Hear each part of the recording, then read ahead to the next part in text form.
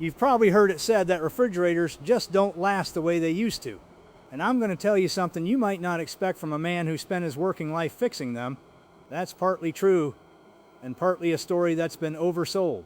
Here's the honest version. Go back before the 1990s, and a lot of refrigerators really did run 20, 25, even 30 years, but they were simple boxes, a compressor, a coil, a fan, a thermostat, and they drank electricity like it was free, 2 or 3 times what a modern one uses. Today, the average fridge runs somewhere around 10 to 15 years before folks replace it. Some of that is real decline, more parts, more electronics, more things to fail. Some of it is that people swap a perfectly good fridge because they wanted a different color or an ice maker in the door. And some of it is that we traded a little longevity for a much cheaper power bill. It's not one villain in a boardroom, it's a trade-off. I'll give you one more honest number because you'll see it thrown around. Some folks online will tell you the average fridge lasted 22 years in 1985 and only 8 today. I went looking for where that comes from, and I couldn't find solid ground under it. The government's own figures actually put a modern refrigerator's working life higher than 8 years, not lower.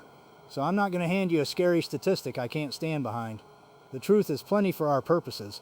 Simpler machines last longer, and a few brands still build them that way. But here's what I can tell you for certain after all those years on the bench. A handful of brands never stop building refrigerators that last. And the reasons they last are the same reasons I care about. They're built simple where it counts. They can be repaired. And the parts to repair them still exist years down the road. That last one is the one people forget. It doesn't matter how well a thing is made if nobody can get the part to fix it 5 years on. At that point, a $500 problem turns into a $2,000 replacement. So when I judge a refrigerator, I'm not counting cubic feet or door gadgets. I'm asking 3 questions. How simply is it built? Can an ordinary technician fix it? And will the part still be around when it needs them? So today I'm going to walk you through 5 names, and I'll be straight with you about every one, including the 2 that need a harder look than the internet usually gives them. Buy the machine, not the marketing. Let's get into it. Brand number 1, Sub-Zero. Sub-Zero has been building refrigerators in Madison, Wisconsin since 1945. And here's the part that matters to a repairman. They were never swallowed up by a conglomerate. They're still privately held, still run by the founding Backey family, and they still build their machines here in the United States, Wisconsin, and Arizona, instead of chasing the cheapest factory overseas.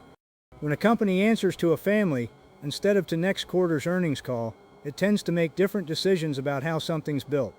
The result is a refrigerator that commonly runs 20 years, and often more. Now the headline feature is what they call dual refrigeration. Most refrigerators, even expensive ones, use a single compressor to cool both the fresh food side and the freezer. Sub-Zero uses 2, one for the refrigerator, a separate one for the freezer. 2 sealed systems in one machine. Think about what that buys you. In an ordinary fridge, moist air and freezer air share the same system, which is why produce wilts and ice cream picks up odors. Keep them separate, and the fresh food side stays humid, the freezer stays dry, and your food simply lasts longer. It also means a single point of failure doesn't take down the whole machine. If one system quits, the other keeps right on running while you get it sorted out, and you're not throwing out a fridge and a freezer's worth of food overnight. They pay that same attention to the parts you never think about. The door hinges are tested to open and close hundreds of thousands of times without sagging, because a door that stops sealing is a compressor that runs itself to death. There's even a 2-stage air filtration system in there, descended from technology developed for NASA. That sounds like showroom talk, I know, but the point underneath it is real. This is a company that engineers the boring, invisible parts to the same standard as the pretty ones. And because Sub-Zero controls its own sealed systems and trains its own service network, a repair down the road is possible, with genuine parts years after you bought it. Now let me argue with my own recommendation for a minute, because you deserve that. A Sub-Zero built-in runs anywhere from about $7,000 up past $13,000, depending on the model. And you'll hear people claim it pays for itself, because it outlives 3 cheap fridges. I've done that math, and I'll be honest, it doesn't quite add up. 3 ordinary refrigerators over 25 years don't cost you $13,000. So don't buy a Sub-Zero because some salesman convinced you it's the frugal choice. It isn't. Buy a Sub-Zero if you want a genuinely superior machine, you plan to keep it for decades, and you can comfortably afford it. On that honest basis, it earns its spot. The warranty backs it up too, a full 5 years on the whole machine, and coverage on the sealed system for a dozen years. That's a company standing behind what it built. Sub-Zero is number one. Brand number two, Whirlpool, but only if you buy the right one. Whirlpool is the largest appliance maker in the country, and they own a stack of other names too. Maytag, KitchenAid, Amana, JennAir. That size cuts both ways. Some of what they build is excellent, and some of it, in the fancier configurations, is nothing I'd send you toward. So let me be specific, because the specifics are everything here. The one I'd point you to is the plain top freezer model. The one with the freezer up top, no ice maker, no water dispenser in the door, no touchscreen, no Wi-Fi. That refrigerator is, to my mind, one of the most sensible appliances made in America today. And the reason is simplicity. A top freezer like that has one compressor, one fan, a thermostat, and 2 doors. There is almost nothing in it to break. And the few things that do wear out over the years, a door gasket, a thermostat, a defrost timer, a fan motor, are cheap, often well under $100, and any technician in the country can swap them in about an hour. Let me put real numbers on that, because I don't want you taking my word alone. A defrost timer, if it ever goes, runs you $40 to $60 for the part. A door gasket, a thermostat, small money, and no special tools. Compare that to a modern French door machine, where a failed control board or a sealed system leak can cost you more than the fridge is worth, and you start to see why a repairman's eyes light up at a plain top freezer. It's not that the simple one never needs anything. It's that when it does, the fix is cheap and fast, and the part is on the truck. Consumer Reports has rated Whirlpool's simple top freezers near the top for predicted reliability for years now, and technicians recommend them constantly, not because they're glamorous, but because they just don't come back. A good one will give you 15 to 20 years, and I've seen them push past that. And Whirlpool still designs and builds a great many of these here in the States, which is part of why the parts are so easy to come by. Now here's the rule, and I want you to remember it. The more a refrigerator does, the sooner it dies. The moment you start adding French doors, an ice maker in the door, a water line, a bank of electronics, every one of those is another thing that can fail. And the ice maker is the single most common repair I ever saw. So the same brand, in a fancier box, becomes a completely different machine with a worse track record. The Whirlpool top freezer does one job, it keeps your food cold, and it does it for a very long time, and it starts around $700. Simple usually lasts longer. Whirlpool top freezer is number two. Brand number three, Miele.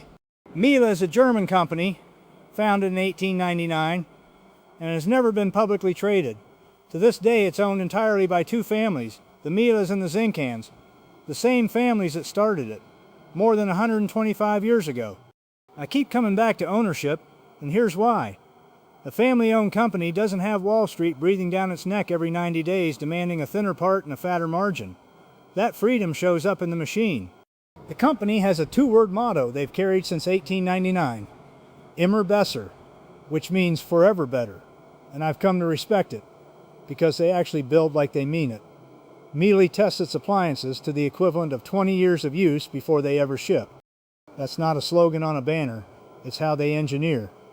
Their refrigerators are built to run 20 years and beyond, with tight tolerances and heavy, honest construction. And they hold temperature with a steadiness that keeps food fresh a good while longer than a run-of-the-mill box. And here's the one that gets a repairman's respect. Miele guarantees replacement parts will stay available for at least 15 years after a model is discontinued. A machine you can still get parts for is a machine you can keep. That's the whole game. Now, the honest caveats, because there are several, the price is steep. A Miele refrigerator starts around $3,000, and the large built-in units run well into 5 figures. These also tend to be built-in, and on the compact side, engineered for a fitted kitchen more than for a big farmhouse pantry. So think hard about the size you actually need. And service. Miele recommends its own trained technicians, so before you spend that kind of money, make sure there's authorized service within reach of you. Here in Ohio, near the cities, you're fine. Way out in the country, check first.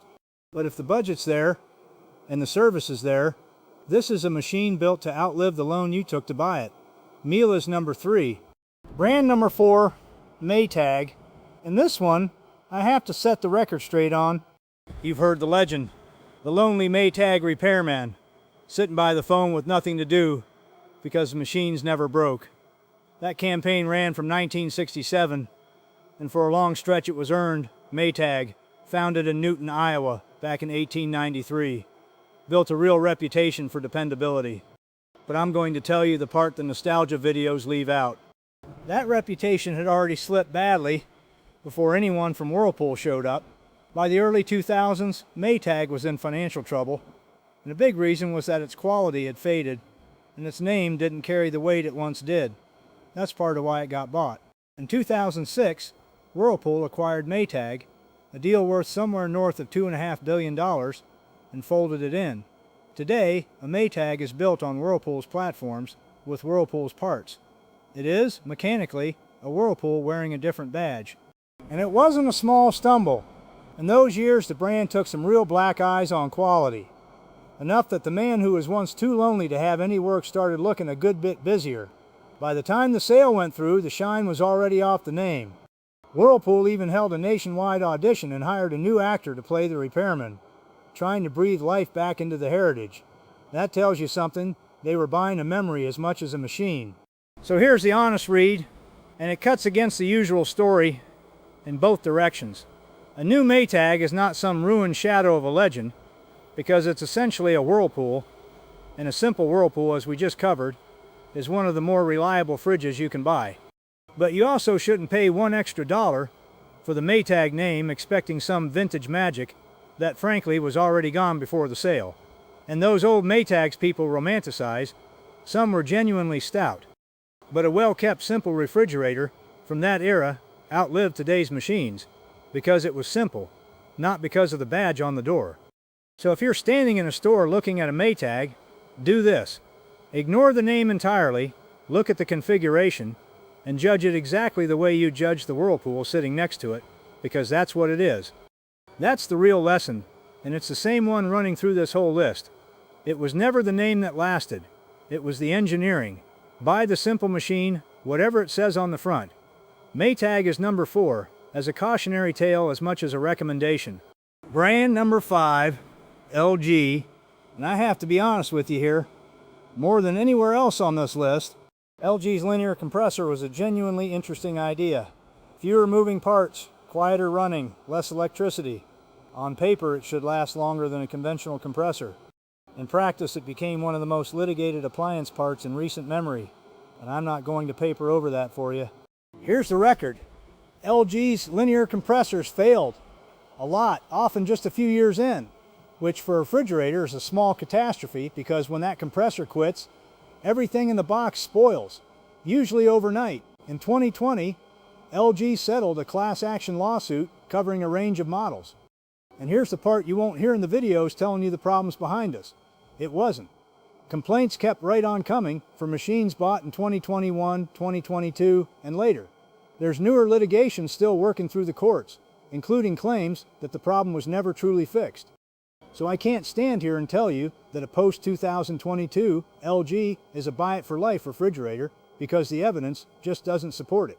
And let me be plain about what a failure actually costs you, because a warranty on paper isn't the whole story. When one of these compressors dies, you usually don't get a warning. You wake up to a warm box, spoiled groceries, and maybe water on the kitchen floor. The part may be covered, but you can still be out the food, out the labor, once the 5-year labor window closes, and out your fridge for however long the repair takes. That's a real hardship, especially for somebody on a fixed income who can't just run out and replace it. Now, in fairness, because I try to give every machine its due, there is one real bit of protection. As part of the settlement, LG extended the warranty on that linear compressor to 10 years on parts and 5 years on labor. That's a longer compressor warranty than most of the mainstream competition offers, and it covers the exact part most likely to fail. So if you already own one of these, register it with LG today and keep every receipt in a folder where you can find it. It's mostly the French door and side-by-side models that carry this compressor, so that's where to be watchful. And here's a cheap bit of insurance from an old repairman. Put a little battery thermometer with an alarm inside, set to warn you if it climbs above 40 degrees, so you find out before your food does. If you're set on a modern, full-featured fridge at a mainstream price, and you go in with your eyes open, an LG is not the worst gamble you can make with that warranty behind it. But understand what it is: a gamble with a good backstop, not a machine built to last 20 years without a thought. If lasting is what you're after, the first 4 names on this list are your answer, not this one. LG is number 5, and I'll let you decide with the full truth in front of you. So let me pull this together, because 5 brands is a lot to hold on to. If you can afford it and you want the best, Sub-Zero. If you want the smartest value on the market and a machine that'll quietly run for 2 decades, a simple Whirlpool top freezer, and that's the one I'd point most folks toward. If you want German engineering built to a 20-year standard, and you've got the service and the budget, Miele, Maytag, understand you're really buying a Whirlpool, so buy it on those terms and don't pay for the memory. And LG, know exactly what you're getting, keep your paperwork, and lean on that 10-year warranty. Here's the thread that ties every one of them together, and it's the whole reason I started this channel. The refrigerators that last aren't the ones with the most features. They're the ones with the fewest things to break, backed by a company that'll still sell you a part in 10 years. A repairable appliance is worth more than an impressive one, every single time. And one honest word to close on, so you don't take me for a man who thinks you should never buy anything nice. Maintenance matters. Keep the coils clean, keep the seals good, but maintenance cannot rescue a bad design. And every now and then, when a machine's truly done, replacing it really is the sensible decision. The trick is knowing the difference before you spend, not after. If this helped you sort it out, subscribe and stick around. I've got a lot more of these coming. Take care of yourselves, and I'll see you next time.